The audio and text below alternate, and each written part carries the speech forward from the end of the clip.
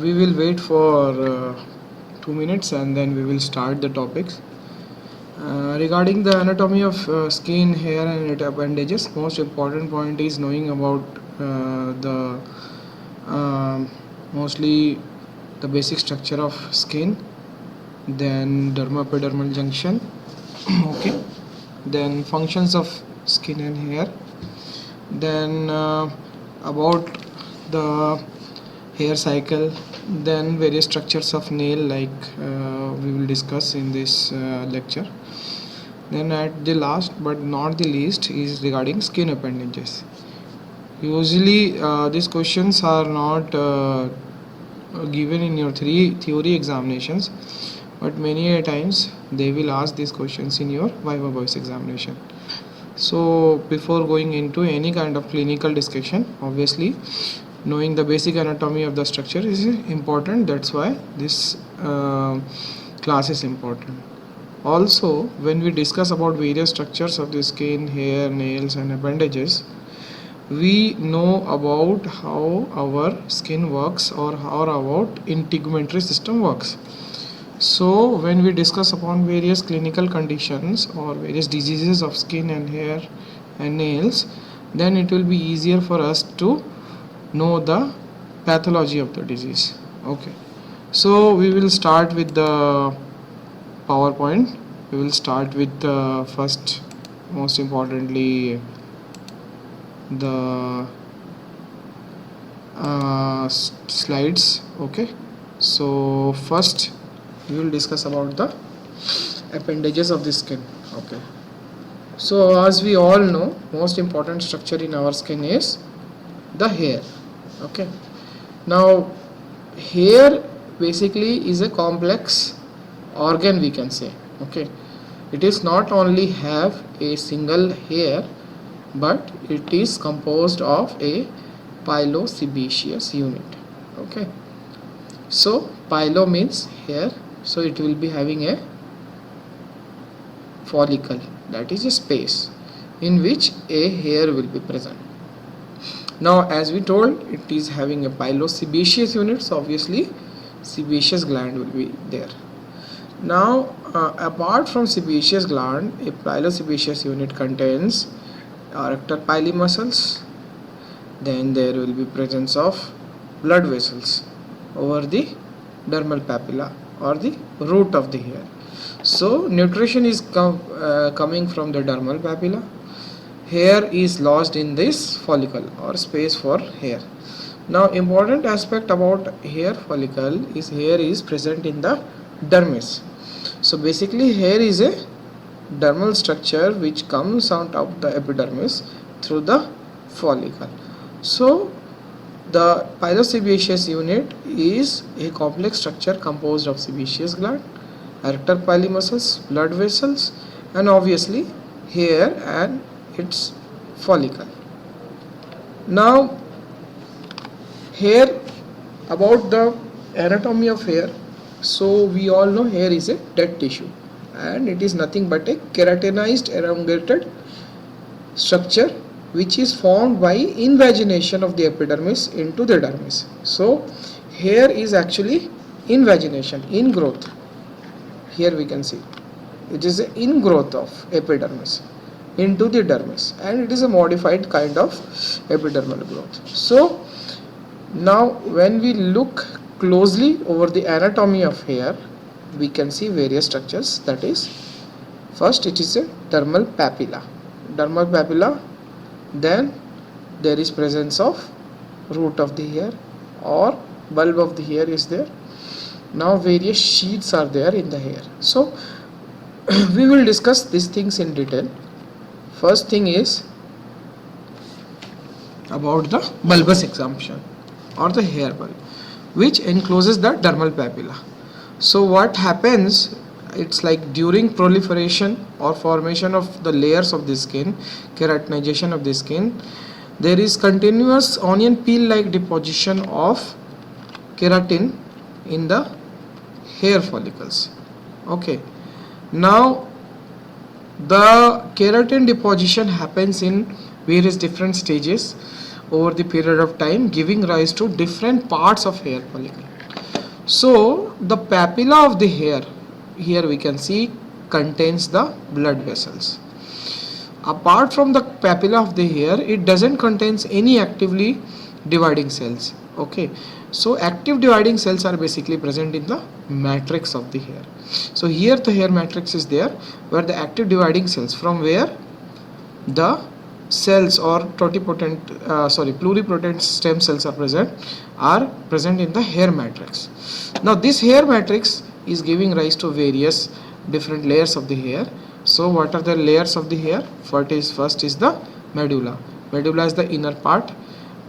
Then there is cortex, and cortex has different layers, that is internal root sheath, then external root sheath.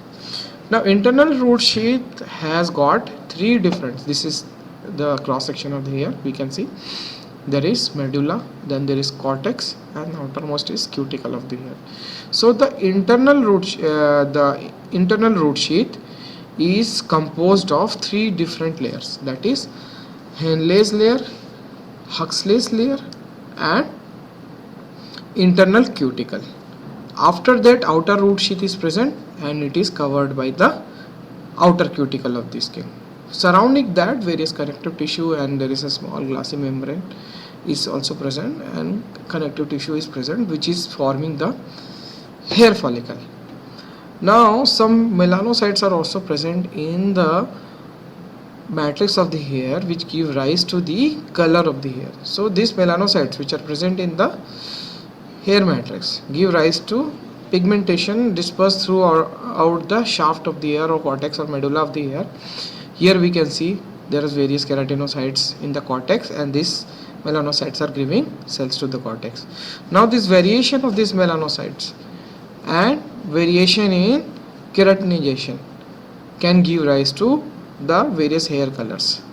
Also the pattern of growth of keratinocytes, here it is a lamellar deposition, we can see pattern of deposition give rise to various structures of hair like curly hair, wavy hair, and straight hairs. So it is actually nothing but how the keratin is deposited in the cortex and the medulla that give rise to various structures of the hair. So texture is defined by the keratinization, and color is defined by the melanocytes. Now discussing about stages of hair growth, hair has three different types of growth, that is anagen, catagen, and telogen. Okay, so anagen phase is nothing but growing phase or fast growing phase of the hair. So it stays around like 2 to 3 years. So we have to remember anagen phase is the longest phase, which stays for 2 to 3 years. Then catagen phase is the involution phase or the shedding phase. It lasts only 2 to 3 weeks. Okay, and in between one phase is there where the hair follicle rests, that is telogen phase. So we will see the one video of this various stages of hair follicle. We can see.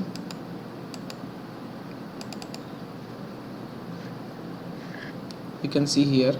So see, the hair follicle is in anagen stage now. So the blood supply is there present. Now when the hair follicle is going into the catagen phase, what is happening?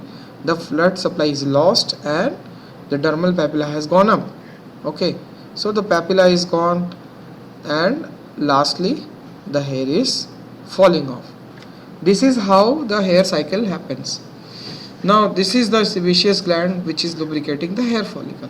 Okay, so this is how these various stages of hair are happening. Anagen is growing phase, slowly hair is growing out here from the papilla, and the matrix is dividing, giving the cells. Then comes the catagen phase. Okay, so then comes the catagen phase. The hair growth is gone, papilla has gone down, the root bulb is up. Okay, and ultimately the hair falls off. So this is how the hair cycle happens. The duration of this hair cycle is usually depending upon various kind of stimuli. Usually what happens when anagen stage is long, various drugs we give like minoxidil. Minoxidil is basically for androgenetic alopecia. So when we give minoxidil in cases of androgenetic alopecia, it causes anagen arrest, whereas chemotherapy and radiation causes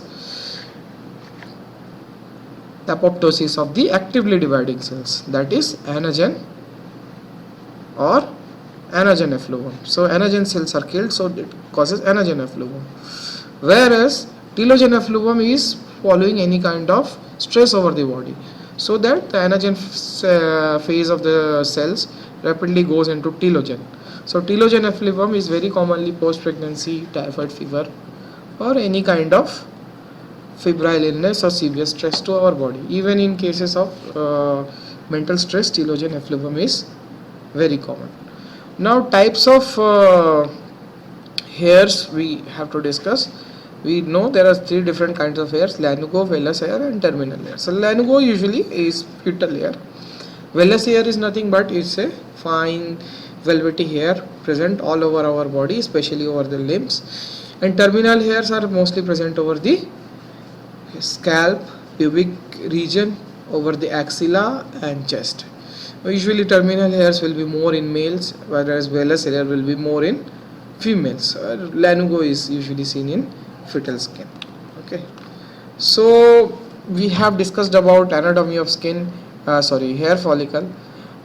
So if you have any doubts,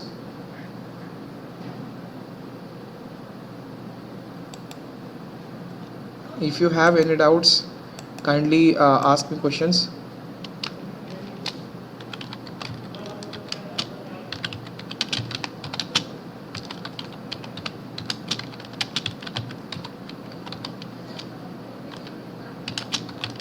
We can discuss here only, so we have lot of time.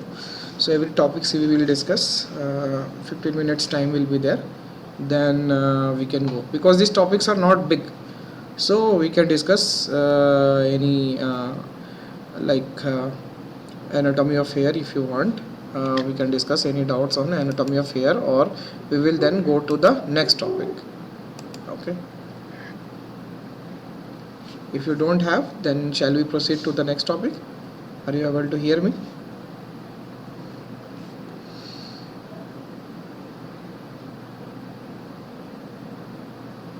Okay, so we go to the next topic. If you don't have doubts, you can always ask any doubts over the next period, end of the lecture. Okay, so we discuss about the arrector pili muscle. So what is basically arrector pili muscle? It is nothing but it is a small muscle. It's a small muscle which is epidermal in origin. See, this muscle is small. It has one insertion in the epidermis and one insertion in the connective tissue or outer root sheath of the hair follicle. Okay, so it basically has a sympathetic supply.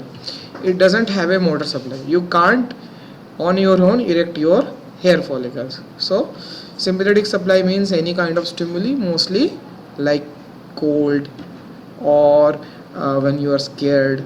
Okay, emotional stress. So we all know that we get goosebumps whenever you are exposed to extreme cold.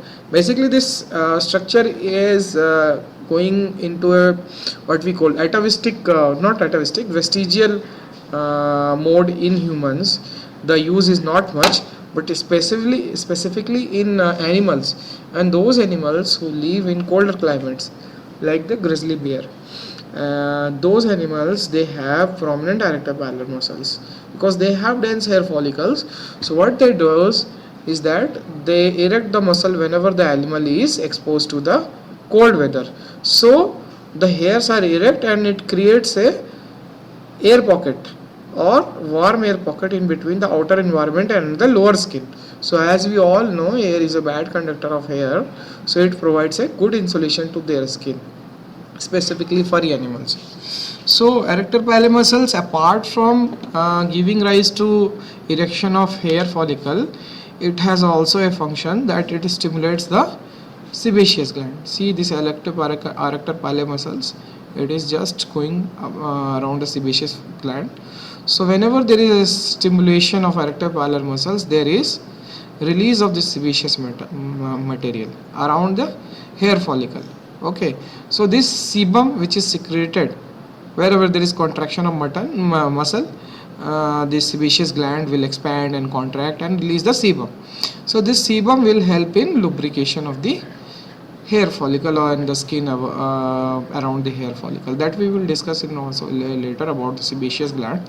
So erector pili muscles are basically cholinergic sympathetic action. They helps in erection of the hair follicle. The phenomena is known as goosebumps, and they also help in distribution of sebum around the hair follicle. Now we go to a very important structure in our body, that is in nails. So we all think nail is a dead tissue. Basically we can look forward nail as a complex structure present over the terminal phalanx. Okay, so nails are all same are almost composed of same materials as hair follicles, that they are made out of keratinized epithelial cells. Now the thing is, why the nails are white and why the hairs are black and structures are so different when they have same keratinized epithelium is the deposition of the keratin. In hair follicles we have seen there is concentric deposition of the follicles, okay, but in nails the deposition is lamellar. Okay, so it is deposited in a lamellar pattern. In the nails the deposition is in a lamellar pattern, whereas in hairs it is deposited in concentric pattern. Secondly, the terminal phalanx are usually devoid of any melanocytes, so pigmentation is not present over the melanocytes, and this lamellar pattern of the nail is causing reflection of the light, giving rise to the pinkish appearance, which because there is presence of capillaries in the nail bed. So we discuss about the various parts of the nail and how the nail grows. So the nail basically is composed of following structures. So first is nail plate, or the thick hard keratin dead material present over the nail.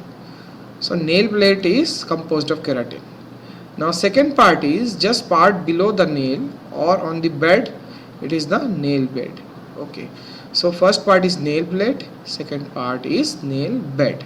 Okay, then the third part is from where nail is growing. Okay, so from where the nail is growing, so here we can see the nail bed, then the nail bed, and then this is the part from where nail is growing, that is the nail matrix. Okay, matrix is nothing but it is composed of actively dividing cells. Okay, now these are the three main structures. Okay, then apart from it there are some structures which is hyponychium. Hyponychium is nothing but the structure free part between the nail plate and the nail bed. So when your nail grows off, there is some space in between your skin and the nail which is growing out. Okay, so that is hyponychium, or below the nail plate, that is hyponychium. Then there is a part known as the aponychium. Aponychium is actively dividing part of the nail and is matrix and the skin which is growing over it. Okay, over the nail part. So the aponychium is composed of two parts, that is active dividing skin and there is a dead skin which is known as cuticle. So aponychium is basically made of cuticle and actively dividing scales. Okay, now we see various structures on gross anatomy of skin. So gross anatomy, let us discuss what are the various gross anatomical structures which is present. So this is nail plate, we all know, then the skin. Now this is the aponychium, and aponychium is giving small thin cuticle growth over the nail plate. Okay, now this cuticle is usually removed during manicure or pedicure actions. So actually it acts as a seal between the nail matrix, okay, and the skin. So it should not be disturbed, otherwise various infections can go into the nail matrix. Okay, now what is lunula? Okay, so lunula is nothing but is a part of nail plate, okay, which is gone below the aponychium. So because nail plate is not very vascular, that this part is which is below the nail aponychium is known as lunula, which is giving a whitish appearance. Okay, now on icodermal band, we should know an icodermal band is actually is junction of the epidermis, which is coming from this skin, and the nail bed. So it acts as a barrier for various pathogens, various physical objects to get into the nail bed. Otherwise the nail bed will become infected. Okay, so we again revise the structure of nails. First is most importantly nail plate. Here is the nail plate. Then there is the hyponychium, the groove which is present below the nail, and junction of the skin. The junction of the skin and the nail bed is known as onychodermal band. Okay, then we have lunula, that is nothing but the projection of the matrix into the nail plate. Okay, then we have aponychium, consists of cuticle and the skin, overhanging skin of the terminal phalanx going over the nail plate. Then deeper anatomy, we will see the nail matrix and various other structures. Now most important structure which is present below the nail plate is the nail bed. Nail bed consists of actively dividing tissue cells and presence of highly vascular nail matrix of blood vessels. So wherever there is injury over the nail plate, there is profuse bleeding because of the presence of this vascular matrix. Also the skin is tightly bound here, though there is a lot of innervations are present over the nail bed. So if there is any injury over the nail, the pain is very severe. In the same way, if there is infection, or suppose there is breach of aponychium cuticle, so infection goes down to the nail matrix, it will grow with it. So any infection in the nail matrix will give rise to distortion of the nail plate. Okay. The one more structure which was left is the paronychium. Paronychium is nothing but the structures around the, that is peripheral structure around the nail. So we have discussed about anatomy of the nail, and we will discuss about various conditions where we see any changes in the nail anatomy. If you have any doubts, kindly ask about the anatomy of nail.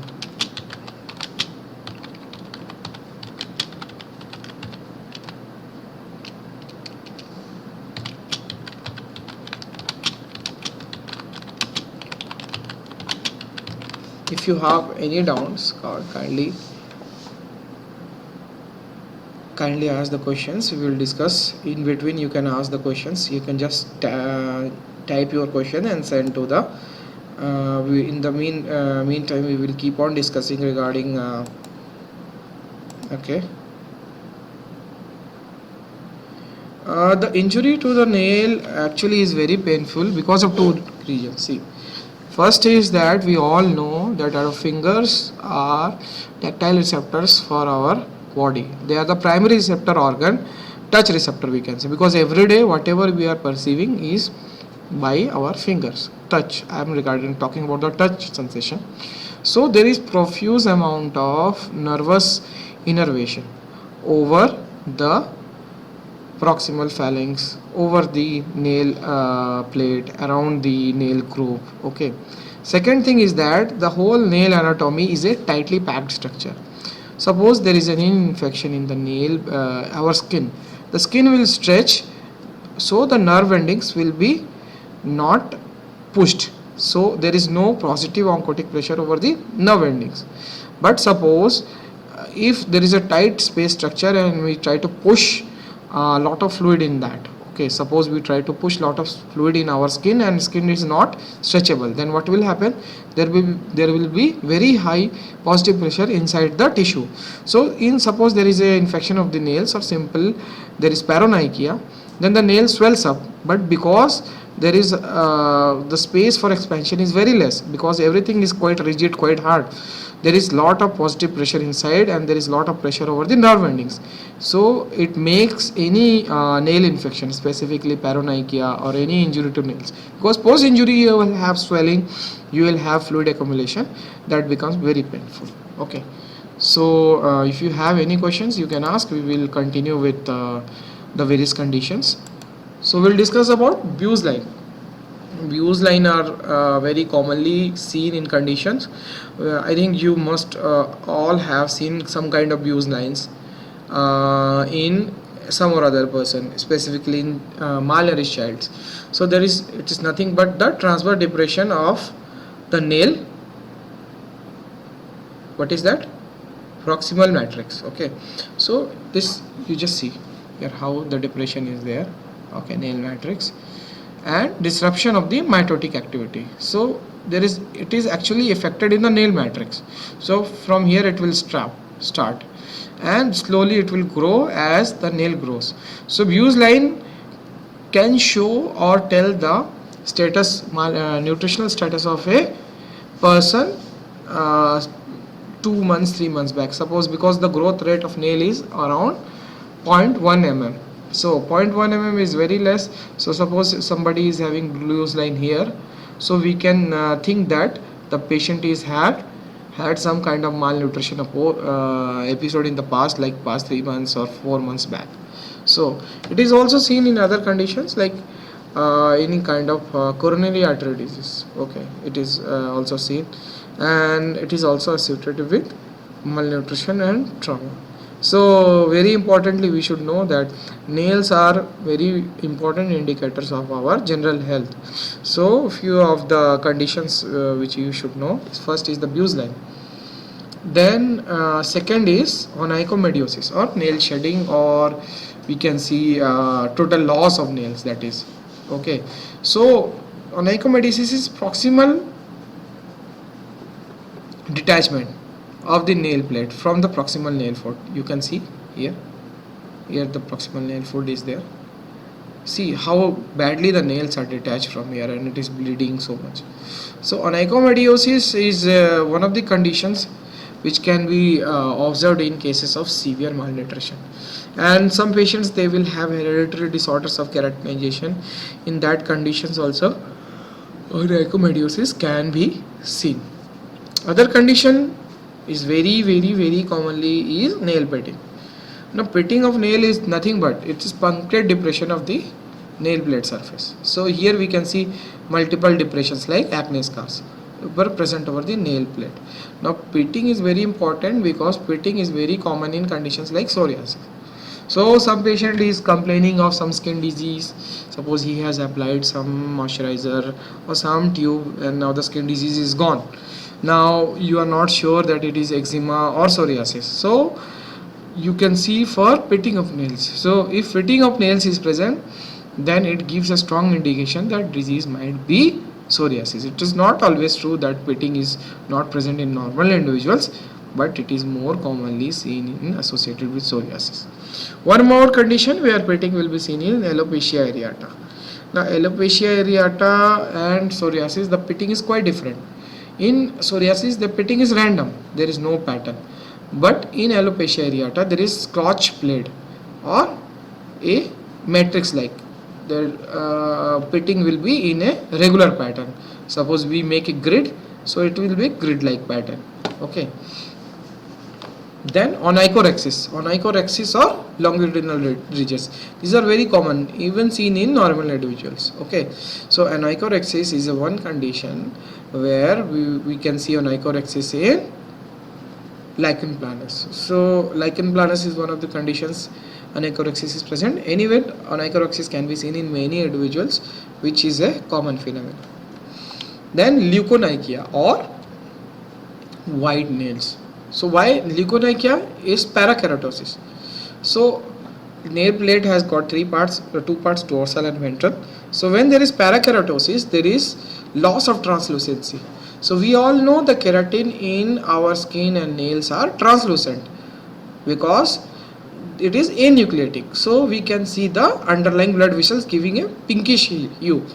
Now what happens due to parakeratosis or presence of nucleated keratinocytes in the ventral layer, the reflection of light is more, so giving rise to white nails, and it is very commonly associated with conditions associated with congenital diseases. Usually can be seen in cases of Down syndrome. Leukonychia can also be seen in congenital heart diseases. So all these conditions are where nail plate appears white is known as leukonychia. Then one other condition is koilonychia. So I think you have read about PVS, Plummer-Vinson syndrome, or Peterson-Blount-Kelly syndrome. So it is now but siderophenic anemia, or siderophenic anemia is iron deficiency anemia. So what happens, basically concave appearance of the nails, okay, and it is aversion is present from the lateral nail edge.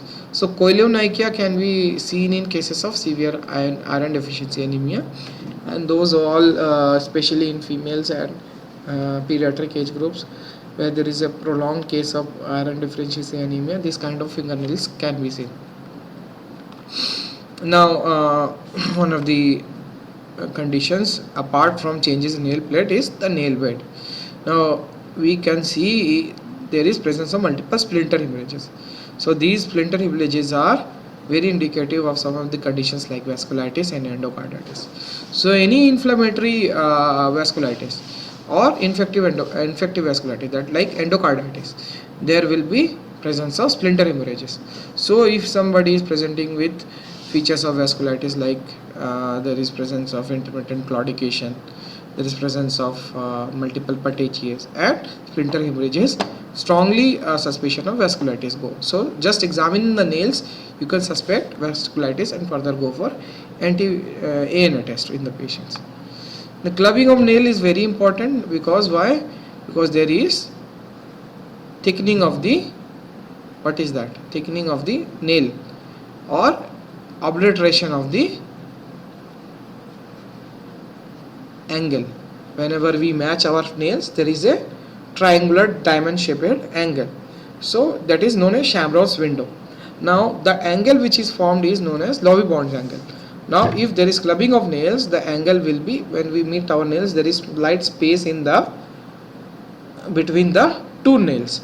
Now when this angle is obliterated and the nail plate becomes like this and the angle is more than 165 degree, it is known as positive Shamro's window test, or Lovey-Bond's angle is more than 165 degree.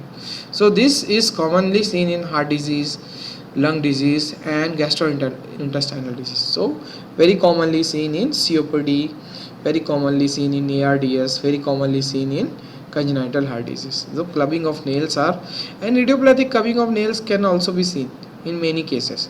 So clubbing of nail is a very good indicator of the respiratory state of the patient. Okay. Now we have discussed about various nail conditions. Okay.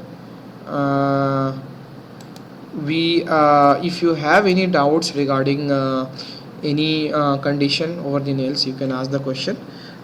Otherwise we can discuss go further over the various glands of our skin, that is sebaceous gland, apocrine gland and eccrine glands. So if you have any doubts, you can ask.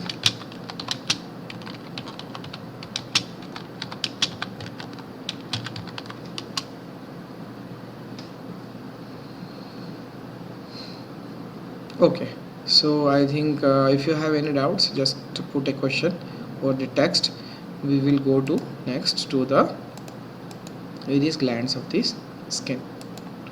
Now just see this gland, okay, and see here. Okay, so what you can see, there is presence of multiple acinar cells. Okay, so there are vertical glandular cells are present, okay, which is attached to the hair follicle. Okay, so we have discussed about nail and anatomy and all that. So during the anatomy of the hair, okay, so we can see now Here there is one glandular structure is present which is having a opening into the isthmus. Isthmus is nothing but joining of two structures. So here the gland is having a opening in the hair follicle around the hair. Okay, so this isthmus, here it is attachment of the erector pili muscle. This is drainage of the sebaceous gland, so it forms a isthmus. So this sebaceous gland which is present over the isthmus of the hair follicle is mostly responsible for secretion of the sebum.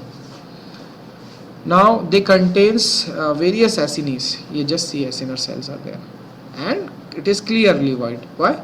Because during the histopathological preparation, lipid filled cells will give rise to a clear appearance.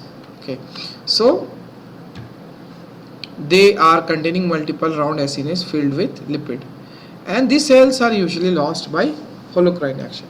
So we all know the body cells are having merocrine, apocrine and holocrine action. So merocrine glands are draining the fluid by what is the action? Simply by drainage or through canals. Whereas the holocrine glands, they replace are by disintegration of the cells. So in holocrine glands the acini will break and disintegration of the contents of the cells into the duct will happen, and whereas apocrine glands, that is pinching of action is there. Now here this glands, sebaceous glands, are most commonly distributed around the hair follicles, not only over the hair follicles of scalp and chest. These sebaceous glands will also be present over the forehead, okay, over the our upper part of the face, that is malar prominence. Then it will be present over the back. Then sebaceous glands are present over the chest. So whichever your skin feels oily is basically due to the sebaceous gland. Okay. Now this sebaceous secretion is important to protect our skin, to lubricate our skin. Okay. So main function is protection because it contains various lipids. So it has got a bacteriostatic and bactericidal action. So it is having a fungistatic and fungicidal option. So you will see that tinea capitis is mostly common in pediatric age group. It is not common in adult age group. Adults may present with tinea capitis, not always common because of the presence of sebum in adults. So these glands are basically activated during puberty. Usually after puberty the glands are more. In pediatric age group you won't find acne because sebaceous gland activity is less. When the age increases, sebaceous gland activity increases. All sebaceous gland related complications like acne and rosacea, then various conditions of seborrheic dermatitis will be more common in adults rather than in pediatric age group because maturation of the glands are mostly post puberty. Okay. Now important thing about sebaceous secretion is that they are not controlled against any nervous stimulation. Basically the secretion of the glands are stimulated by the contraction of erectopelvic muscles and disintegration of these acinar cells into the duct. Okay. Now we see here there is presence of sweat glands. Sweat glands are nothing but multiple simple coiled tubular acinar cells. Okay. So eccrine sweat glands are one of the most common gland which is present all over our body. It secretes eccrine sweat. Okay. So eccrine sweats basically contains 99% of water and 1% presence of various electrolytes. Okay. So the action or the main function of eccrine sweat glands we all know is thermoregulation. Okay. This thermoregulation will help in controlling the body temperature. Now these eccrine sweat glands are controlled by nervous system, are induced by the thermoregulatory system. So suppose you are sitting in very hot sun, what will happen? There is activation of the nervous system and thermoregulatory system, and there is excessive secretion of the sweat from the body. So this sweat from the body helps in controlling the body temperature by action of evaporative cooling. Also it has got a action in salt balance of the body. So excessive uncontrolled action of eccrine fluid gland can give rise to salt disbalance, that is hyponatremia or hyperkalemia. Also these eccrine fluid glands are helpful in cleansing various kind of toxins from our body. So this eccrine secretion is temporary in nature. It is not always present. It is regulated with the environmental temperature. So in winter seasons you sweat less, whereas in summer seasons you sweat more. Now apocrine glands are basically what we call has a specialized action. They basically secretes a milky fluid. Okay, so it has got dual action. It has lubrication action, as well as it has specific action that we will discuss later. So apocrine fluid is basically a milky secretion and usually presents around the hair follicle. Okay, apart from it, it is present over the inner ear. The wax of the inner ear is nothing but apocrine gland, and other apocrine glands which are present are glands of Zeiss and Moll. Okay, they are also modified sweat glands. Then the tarsal glands, they are also apocrine fluid glands. Then presence of apocrine fluid glands over the nasal labia. Okay, then inner ear. Okay, then around the nipple and the areola, then around the perianal lesion. Now why these apocrine fluid glands in our body is there? These apocrine fluid glands in our body are basically is a vestigial function, we can say. So in mammals, lower mammals who have multiple apocrine glands present all over their body, because as a kid we have, see, if you see any small child, the child will have a specific order. Okay, whenever you go to a pediatric ward or when there is small child in your home, the child is having a specific order. This specific order is nothing but action of this bacteria, skin bacteria, over the viscid milky secretion, because the child have apocrine glands all over body. In the similar manner, you must have seen that your pets and your animals, they have a peculiar smell. That is basically due to apocrine glands. Now this is apocrine secretion is supposed to be identifying mechanism in herd of animals. Suppose one of the in herd of suppose 1,000 animals, the mother of the animal wants to identify it, so it will help in identifying with his or her order. Okay, apart from it also acts as a pheromonal action. In lower mammals, what you see, mostly animals will sniff the females, so it has got a pheromonal action. Apart from it, this apocrine sweat is also helps in acting as a marker function. Okay, so that is territorial marking. So you must have seen that skunks or some of the animals like your musk deer, we have modified apocrine glands which have a strong smell. So these strong smells are used for first is their territorial marking. They will mark the spread the secretion over their areas. Second thing, it also acts as a deterrent to the prey. Suppose some skunk is there and it is sprayed by some larger wolf or dog, so they will spray that fluid.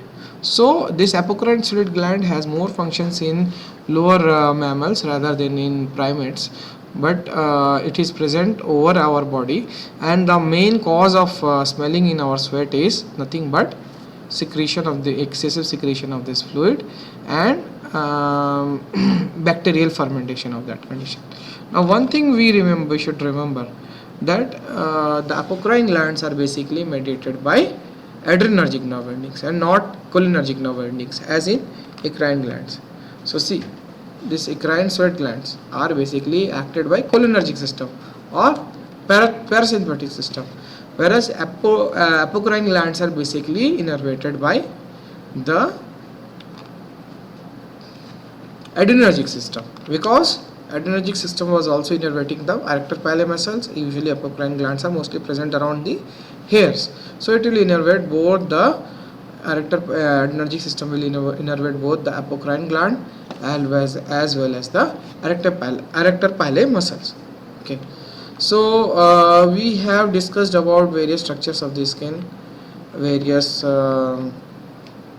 structures of the nails, structures of the hair, then structures of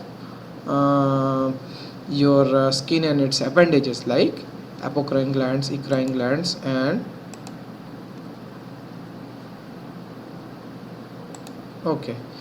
other glands. So few of the questions I have got.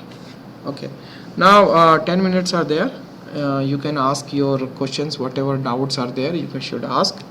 Okay, few questions I had is that clubbing of nails is reversible. See, usually clubbing of nails is a chronic condition and it is not reversible, because any proliferation of the intermatricial tissue, clubbing of nails is basically happening due to hypoxia. Suppose hypoxia is there in the proximal nail fold, okay, and in the proximal phalanges, what happens? There is lack of oxygen. So because continuously blood supply to the proximal phalanges is very important because of for purpose of thermoregulation. So what happens? There is proliferation of the blood vessels, proliferation of capillaries, and proliferation of the intermatricial tissue, that is the tissue in the nail blade, nail bed, nail plate, and the nail matrix. Everything will proliferate and swelling will happen around the joint. So usually clubbing is not reversible. If it is early and the underlying pathology is identified and managed, there might be some regression in the clubbing, but clubbing never goes on. One more question I had is causes of palmoplantar hyperhidrosis. This is very good question. Palmoplantar hyperhidrosis is nothing but excessive action of the eccrine sweat glands present over the palms and the soles. Okay. Now just we see the action of the sweat glands. Now sweat glands are present over the skin. Okay, you can see. Now one of the things is that you have too many sweat glands. Okay, some people they will have more sweat glands, so obviously there will be, even in slight stimulation there will be more sweating. Okay, other condition is excessive stimulation of the cholinergic system. Suppose somebody is having sweat glands, normal sweat glands, but stimulation is more due to either more absorbent heat or abnormal response or increased and exaggerated response. Okay, so if the increased or exaggerated response is there, some people they kept on sweating even during winter seasons. So this is one of the conditions where there is exaggerated response of the cholinergic system giving rise to palmoplantar hyperhidrosis. One more condition where continuously palmoplantar hyperhidrosis will be is use of some cholinergic medications. Okay, so cholinergic, somebody is taking procholinergic drugs, or some patient has some kind of poisoning like OPP poisoning. In case of organophosphate poisoning, then there is excessive salivation, lacrimation, hyperhidrosis. Okay, these all conditions will be there. So when you give some other drugs like atropine, okay, so these drugs will reverse those type of conditions.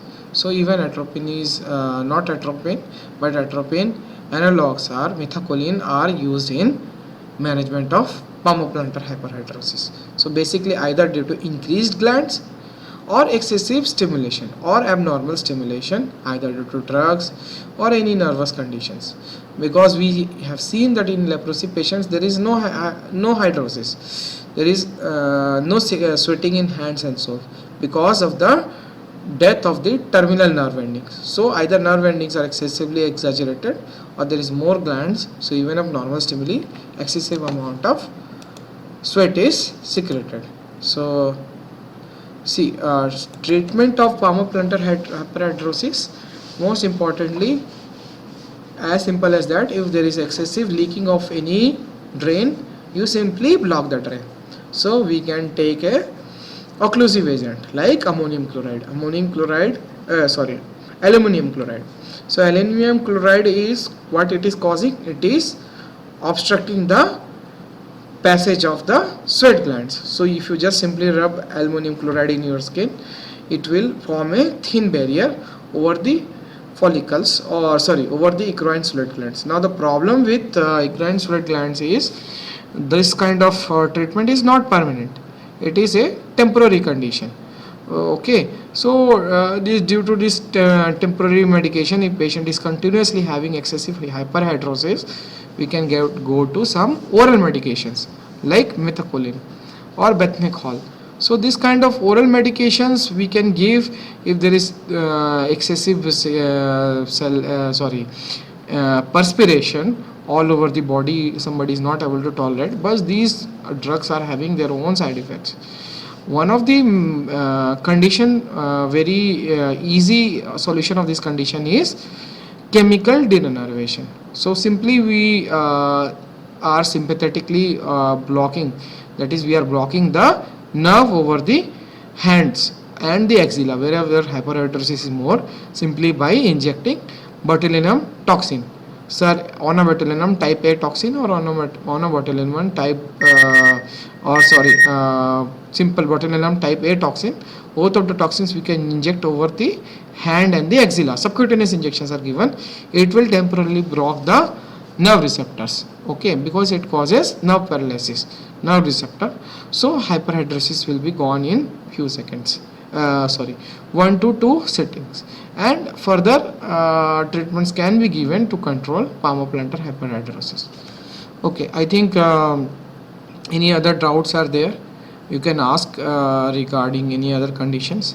Okay, last 4-5 minutes are left, so we will discuss function of the skin, we will discuss function of the nails, okay, and function of the hair. See, function of the skin is most importantly, first is barrier function, second is immunological function, it acts as a physical barrier, it acts as a immune barrier, third is thermoregulation, okay, fourth function of the skin is nutrition, because it helps in metabolism, metabolic function, that is absorption of vitamin D. Then fifth is your very importantly in pharmacological function, various drugs are given, various injections are given, subcutaneous injections, intradermal injections are given, okay. Then sixth function of the skin is, apart from this metabolic function, there is nervous, because skin has various nerve receptors all over our body, which helps in perception of the touch, pain, pressure, all kind of thermal level and touch sensory is, sensation is present. So these are all are function of the skin. Whereas function of nails include, first is tactile reception, okay, obviously we are directly not touching anything with nails, but any pressure changes over the nail bed is important. Apart from it, nails are also having additional function over gripping. So whenever we are gripping, nails are providing an extra scaffold, and obviously nails acts as a secondary tools, like we use our nails for scratching or cutting or any kind of day-to-day activities. So nail has got a very important as a secondary tools in our body. So it is more important in lower mammals, but still in humans nails had acts as a secondary tools in humans. Now third is hair. Now hair has most important function in human body is cosmetic. As such, in humans hair has got no active physiological role, but it has significant cosmetic or social function.